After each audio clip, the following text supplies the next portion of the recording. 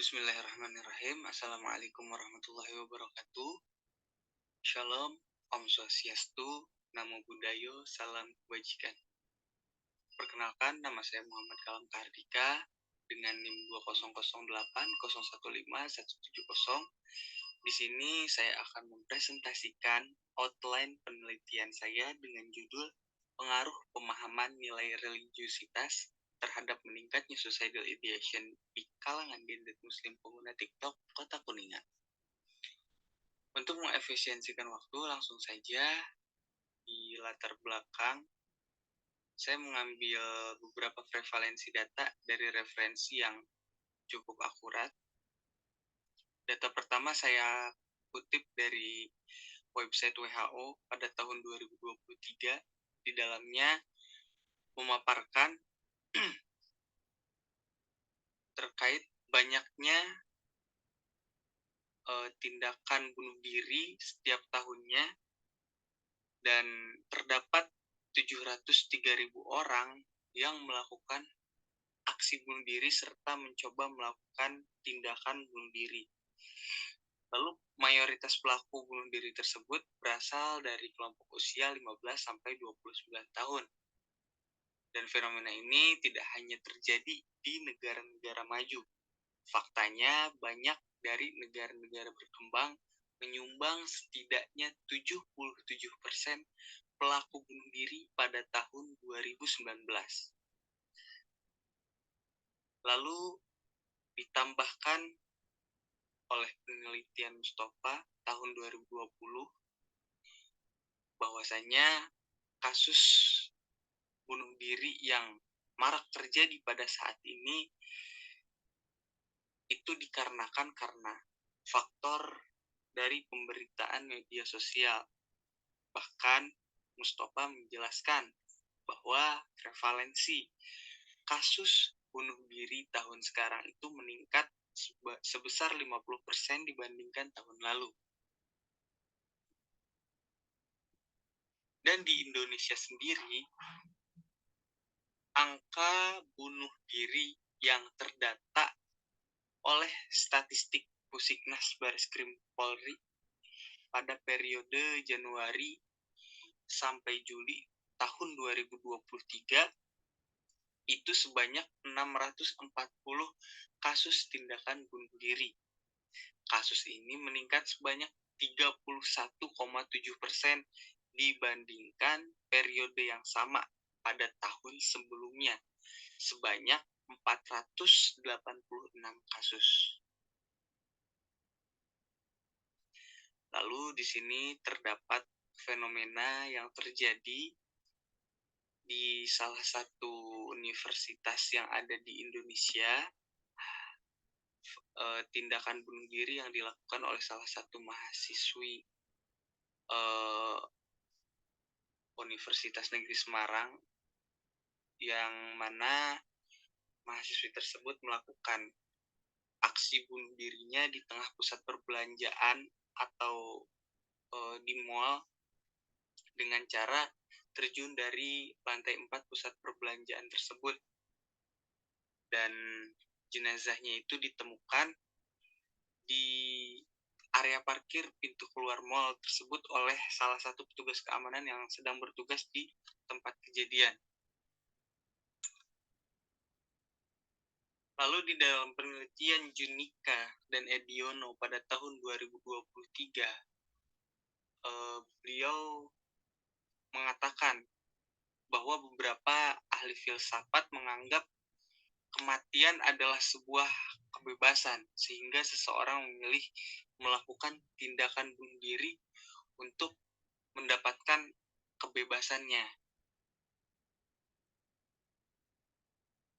Jadi, menurut sebagian orang yang mungkin pemikirannya sudah buntu, mereka mengambil langkah akhir, yaitu mengakhiri hidupnya dengan sengaja, karena mereka berspekulasi bahwa kematian adalah kebebasan yang sebenarnya. Maka atas dasar kebebasan itulah mereka berharap bahwa segala permasalahan yang terjadi di dunia ini itu bisa terputus setelah mereka mati, seperti itu. Lalu Klonsky et al. Pada tahun 2016 di sini menyatakan bahwasanya ada tindakan bunuh diri itu didasari dengan adanya ide bunuh diri. Jadi sebelum adanya tindakan bunuh diri, seseorang tersebut mengalami ide bunuh diri atau adanya ide bunuh diri yang muncul dari pemikiran orang tersebut sebelum orang tersebut melakukan tindakan bunuh diri. Lalu di sini terdapat juga beberapa penelitian, terdapat pernyataan-pernyataan dari beberapa penelitian yang diungkapkan oleh para ahli dan para peneliti. Di sini disebutkan bahwa ide bunuh diri dapat muncul dari dasar pemikiran berbagai kalangan dan tidak lagi terjadi pada kalangan tertentu saja. Penelitian terdahulu mengungkapkan bahwa sebanyak 1/3 dari jumlah 442 remaja yang ada di Semarang mendapati timbulnya pemikiran ide bunuh diri, baik berupa keinginan untuk mati dan juga pemikiran untuk bunuh diri. Hal tersebut didukung oleh adanya hasil data dari peneliti yang dilakukan kepada subjek remaja 83 orang. Sebanyak 45% pernah memiliki ide untuk bunuh diri, di mana 73%-nya itu memberikan pernyataan bahwa ide bunuh diri itu muncul lebih dari satu kali.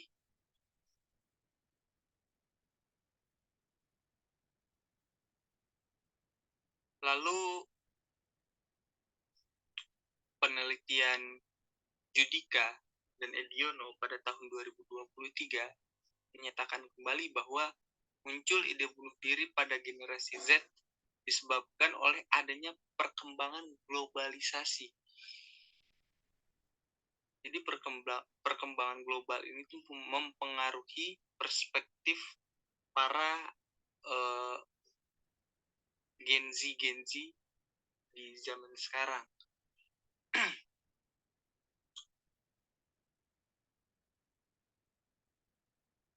Lalu di sini terdapat kutipan dari berita kompas.id, Pusat Kesehatan Jiwa Nasional Rumah Sakit Jiwa Dr. Haji Marzuki Mahdi di Bogor menggelar seminar bertemakan jaga kesehatan mental wujudkan generasi tangguh untuk meningkatkan pemahaman terkait kesehatan mental.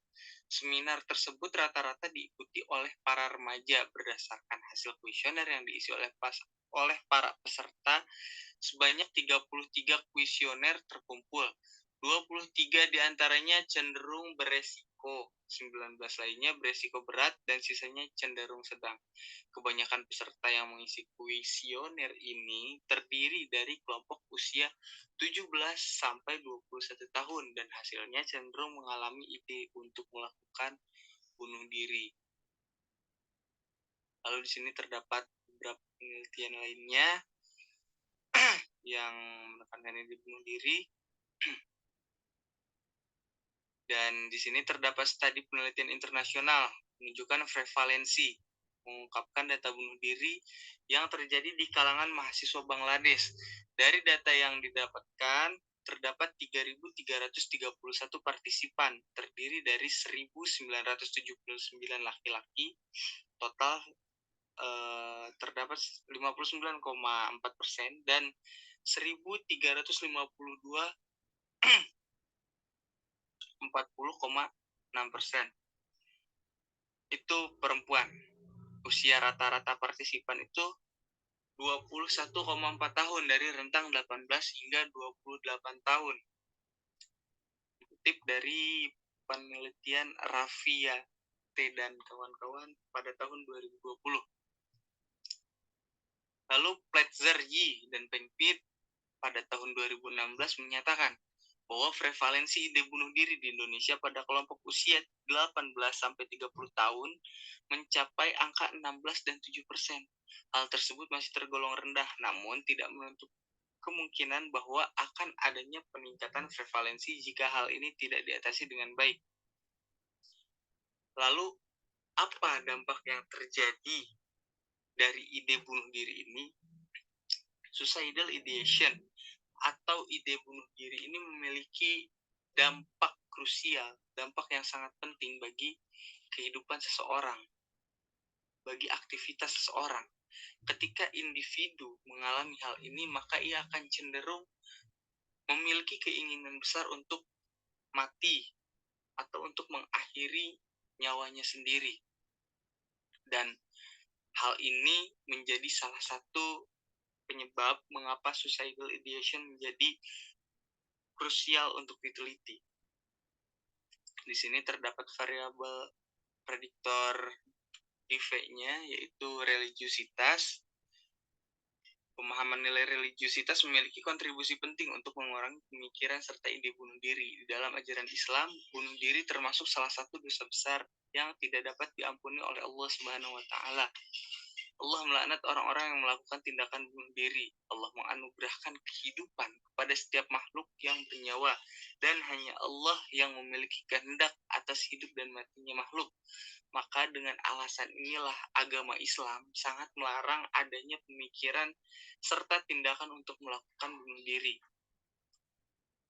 Pernyataan tersebut dikutip dari penelitian Nabila S. dan Kosasih pada tahun 2023. Lalu di sini Al-Hafiz S. dan Aditya pada tahun 2021 menjelaskan bahwa definisi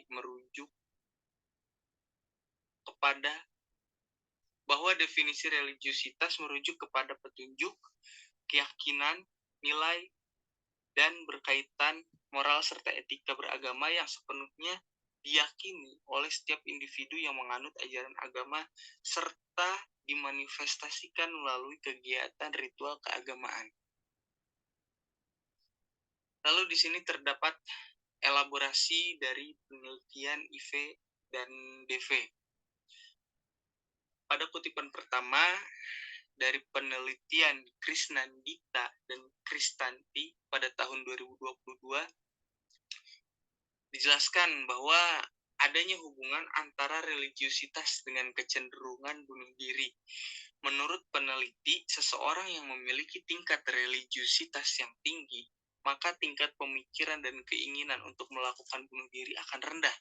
Maka dari itu, sangat penting mengajarkan dan menanamkan nilai-nilai agama pada masa kecil, agar kita bisa terhindar dari pemikiran untuk melakukan bunuh diri.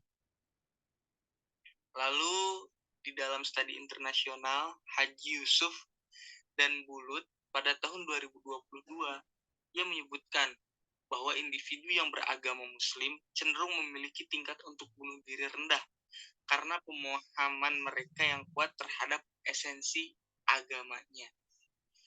Dan di sini terdapat kontroversial dari salah satu peneliti EHR Pratiwi pada tahun 2020.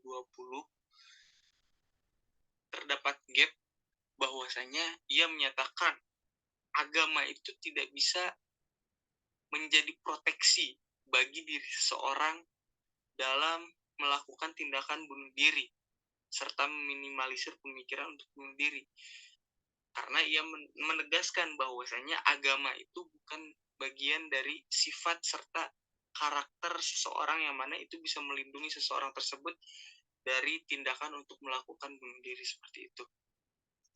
Namun, dalam beberapa penelitian tersebut tidak dijelaskan adanya pengaruh pemahaman nilai religiusitas terhadap meningkatnya suicidal ideation, sehingga peneliti mengangkat variabel religiusitas dan suicidal ideation untuk menjadi kajian penelitian lanjutan. Lalu di sini terdapat ketersinggungan teori antar variabel religiusitas Islam dan ide bunuh diri. Dikatakan oleh Zubairi tahun 2022, religiusitas dalam pandangan Islam yaitu seluruh komponen yang berkaitan dengan kehidupan umat Islam, dan komponen tersebut tidak dapat dipisahkan dari seluruh aspek kehidupan umat beragama. Lalu Yusuf di sini mendefinisikan bahwa bunuh diri merupakan tindakan membunuh diri sendiri dengan sengaja dan bukan karena adanya faktor eksternal yang mengakibatkan kematian itu terjadi. Emil Durkheim, seorang praktisi sosiolog dan juga pakar bunuh diri, mengelompokkan 3 tindakan bunuh diri menjadi 3 subjenis. Yang pertama egoistik, altruistik, dan dananomi. Dengan teori ini, Durkheim menegaskan bahwa faktor sosial dan budaya memiliki urgensi dalam membangun perilaku bunuh diri dalam diri seseorang. Salah satu faktor sosial yaitu kegiatan keagamaan. Kegiatan keagamaan ini memberikan kontribusi penting untuk mengatasi tindakan bunuh diri serta perilaku abnormal lainnya yang memicu seseorang untuk melakukan tindakan bunuh diri. Lalu di sini Lotfi et al. 2012 menegaskan bahwasanya individu yang memiliki konsistensi yang kuat terhadap ajaran agama yang dianut itu dapat menjadi proteksi atau pelindung bagi individu tersebut untuk melakukan percobaan bunuh diri dalam kehidupannya. Lalu di sini masih terdapat beberapa kajian ketersinggungan teoritik yang dipaparkan oleh beberapa peneliti, dan menurut Tiens dan Affin 2016, ide bunuh diri merujuk terhadap persepsi individu untuk melakukan tindakan yang bisa menyakiti dirinya sendiri, bahkan sampai membunuh dirinya sendiri. Dorongan religiusitas dan kegiatan keagamaan diketahui bisa menjadi proteksi bagi seseorang dengan intensitas ide bunuh diri yang sangat tinggi. Hal tersebut juga dapat meningkatkan intensitas harapan hidup individu. Hal tersebut dijelaskan oleh Lawrence Brand et al. Pada tahun 2016. Lalu untuk metode, di sini terdapat definisi operasional. Ide bunuh diri atau suicidal ideation merupakan suatu persepsi yang muncul dari dalam diri seseorang dan dapat menimbulkan tindakan untuk menyakiti serta mematikan dirinya secara disengaja. Lalu religiusitas merupakan pemahaman seseorang tentang esensi agamanya melalui proses literasi terhadap ajaran-ajaran agama yang dianutnya. Hipotesis aktif, terdapat hubungan antara religiusitas dan suicidal ideation. Lalu untuk hipotesis kosongnya itu tidak adanya hubungan antara religiusitas dan suicidal ideation. Untuk populasi dan sampel, peneliti dalam penelitian ini mengambil populasi Gen Z Muslim pengguna TikTok di daerah kota Kuningan. Alasannya karena masih kurangnya riset serta atensi masyarakat terhadap kecenderungan ide bunuh diri pada generasi Z di kota Kuningan. Lalu untuk pengambilan sampel yang digunakan dalam penelitian ini yaitu metode accidental sampling.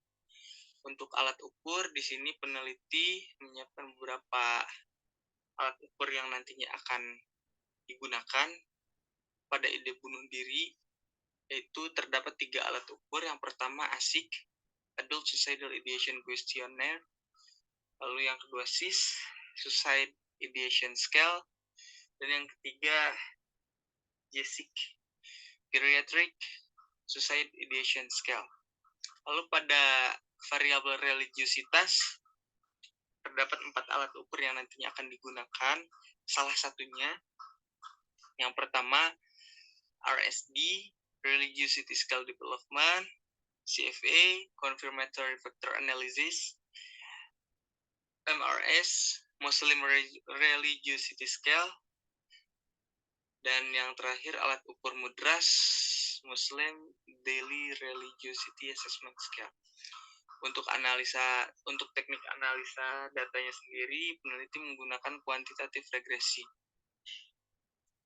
Dan di sini terdapat beberapa daftar referensi yang peneliti cantumkan.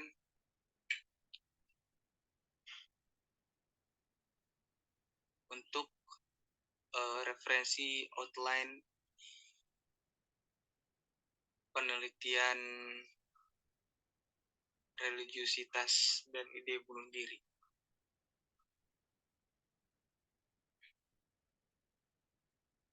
Mungkin cukup sekian presentasi yang dapat saya sampaikan. Mohon maaf apabila masih banyak kekurangan dalam penyampaian ataupun dalam penulisan dalam penelitian kali ini. Sekali lagi, saya di sini masih tahap belajar dan masih perlu banyak bimbingan dari dosen-dosen. Kiranya kekurangan saya dapat dimaafkan dengan sebesar-besarnya. Dan saya cukupkan akhir kata. Assalamualaikum warahmatullahi wabarakatuh. Terima kasih.